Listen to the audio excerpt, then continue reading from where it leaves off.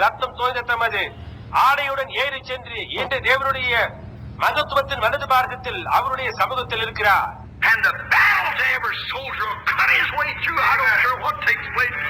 எனவே ஒவ்வொரு ராணுவ வீரனும் தன் யுத்தத்தில் வெற்றி பெற்ற தேவனுடைய வார்த்தையுடன் முன்னேறுவார். என்ன நேர்ந்தாலும் எனக்கு கவலை இல்லை. தேவனுடைய வார்த்தையை கொண்டு அவன் இவ்வாறு வெற்றி பெற்று சுயாதீனமடைவான்.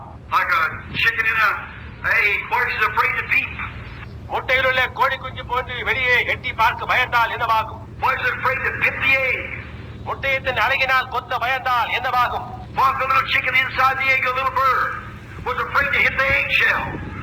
முட்டைகள் இருக்கும் அந்த சிறிய குஞ்சு பறவையானது முட்டையின் ஓட்டை கொத்த பயந்தால் என்னவாகும்?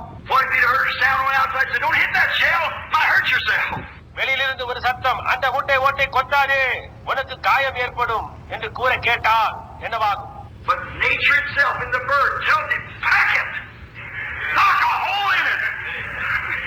ஆனால் அந்த கோழிக்குள் இருக்கும் இயற்கையே, அந்த தன்மையே அதை கொத்தி அதில் ஒரு துளை உண்டாக்கி என்று கூறுகிறது.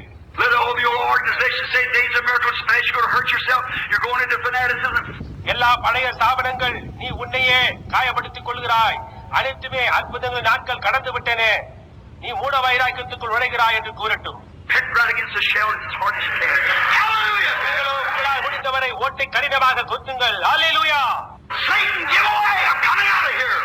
அப்பாலே போ, நான் வெளிவரப் போகிறேன். நான் அதற்குள் இருக்க மாட்டேன், இனி இதற்குள் உட்கார்ந்து கொண்டு இருக்க மாட்டேன். பழைய பிசாசின் ஆதிக்கத்தில் நான் இருக்க மாட்டேன். இன்று காலை நான் கொத்தி வெளிவர போகிறேன்.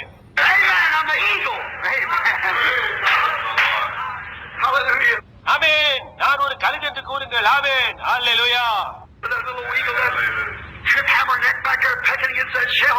அந்த கோடல் கழுத்து கழுகு குஞ்சு அந்த முட்டை ஓட்டை கொத்துகிறது.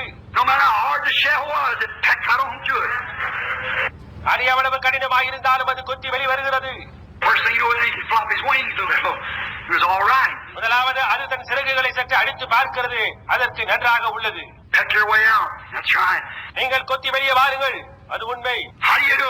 நீங்கள் அதை எப்படி செய்வீர்கள்?